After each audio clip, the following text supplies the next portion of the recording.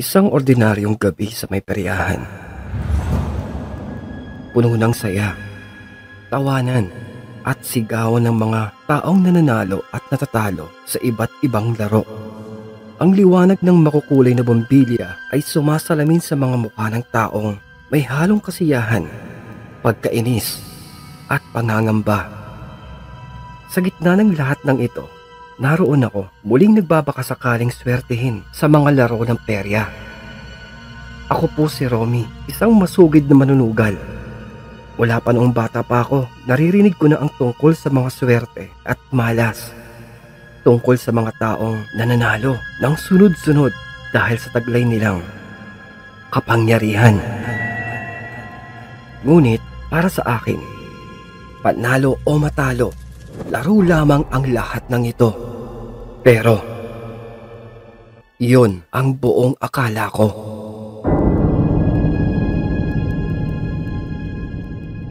Gabi iyon nang matalo ko sa laro ng baraha.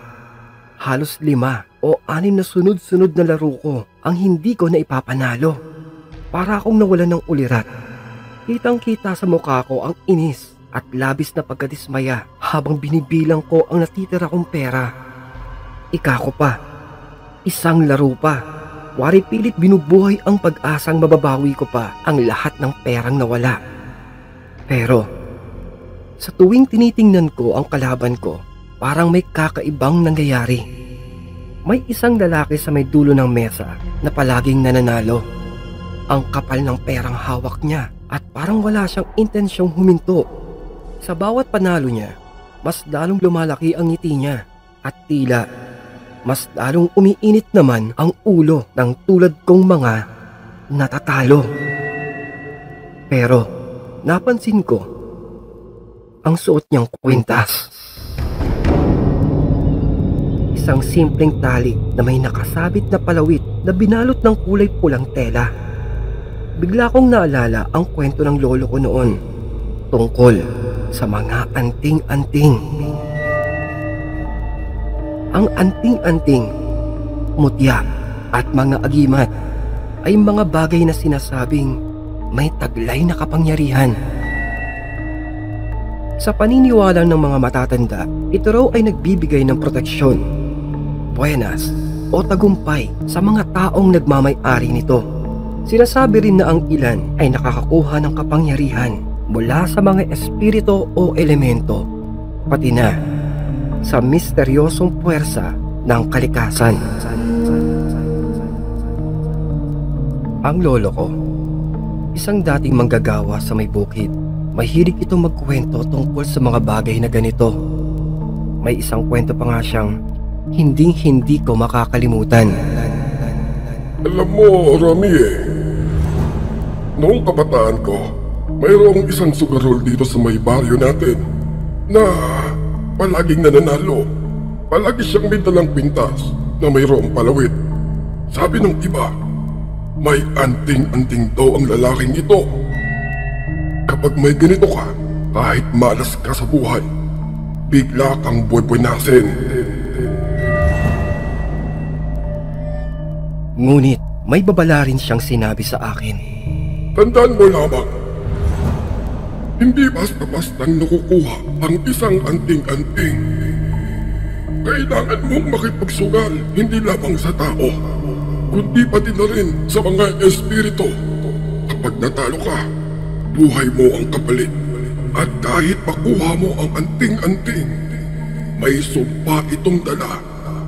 Ang kasakiman mo ay lalong lalala. At kapag dumating ang araw na hindi mo na mababayaran ang kapalit nito, babawiin ito ang lahat ng meron sa iyo. Pera, kaluluwa, at mahal mo sa buhay.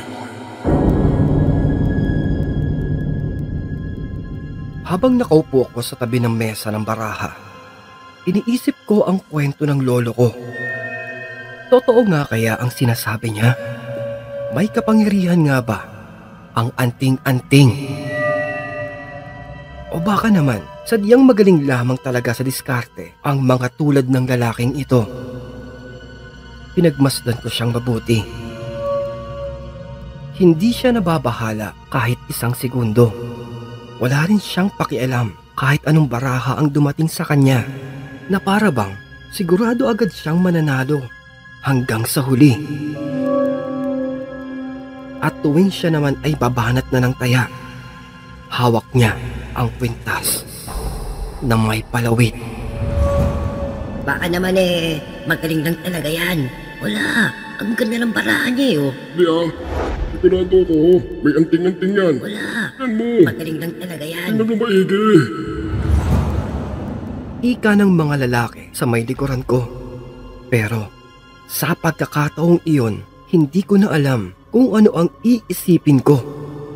Gusto kong tanungin ang lalaki, ngunit alam kong hindi ito magpapaliwanag. Isa pa, may bahagi ng utak ko na nagsasabing huwag nang pakialaman ang mga ganitong bagay.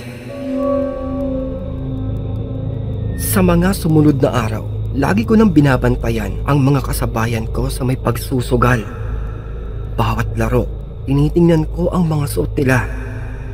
Kwintas, pulseras, o anumang bagay na maaaring itago bilang anting-anting. Lagi kong naaalala ang babala ng lolo ko na ang paghahangad ng sobra ay may kaakibat na mabigat na peligro. Ngunit kahit papilit kong iniiwasan ang ideya ng anting-anting, hindi ko mapigilan ang sarili kong mapaisip. Paano nga kaya kung may ganoon din ako? Papaano nga kaya kung magkaroon ako ng kapangyarihang magkaroon ng swerte? Hindi, nag-uumapaw na swerte.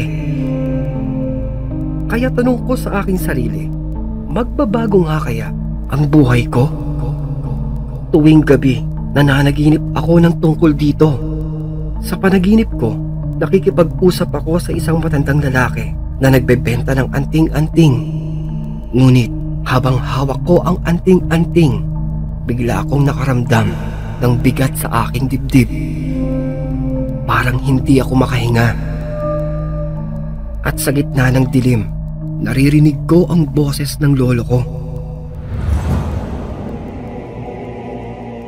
Robby, huwag mong hahayaan na namunin ka ng kasakiman.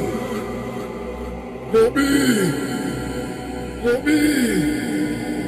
Tigil mo na yung sugal. Anday mo ng utang. Tama na!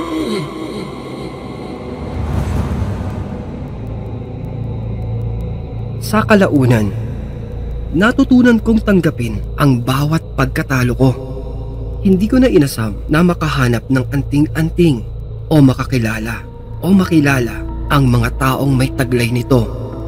Ang swerte at malas ay bahagi na ng ating buhay at hindi ko kailanman kayang kontrolin ang mga bagay sa aking paligid, pati na ang tawag ng aking tadhana. Ngunit may natutunan din ako.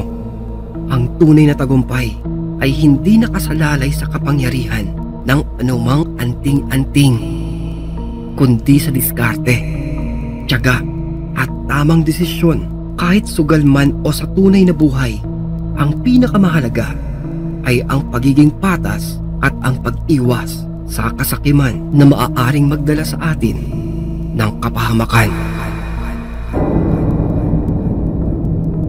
Uy mga kaibigan, maraming salamat sa iyong pakikinig at kung inyo pong nagustuhan ang ating naitampok na kwento ay isang napakalaking bagay po ang pagpindot nyo ng like, pag-subscribe para hindi mahuli sa biglang pagsusulputan ng ating mga malakabuting mga kwento na napakalaking tulong din po ang pag-iiwan nyo ng positibong mensahe na kung may pagkakataon din na maibigan mo itong maibahagi, pindutin lamang ang ating share button. Isang maliit na abala lamang po, ngunit tatanawin ko po itong napakalaking bagay, mainit na pagmamahal, taos puso ninyong pagsuporta at pagtangkilik para sa ating pang mas mahabang kwentong katatakutan at kulitan dito lamang po sa ating napakagulong tambayan. At kung nabitin ka pa, silipin lamang ang ating mga kwento at playlist na siyang matatagpuan po sa kaloob-loobang detalye ng ating maliit na channel. Yun lamang po, at ito pong inyong lingkod na nagsasabing maraming salamat at magpapasalamat pa pong muli. This is your one and only Kulas, your daily dose of Tagalog horror good vibes na nagsasabing stay safe and fresh everyone. and always stay awesome. Peace out.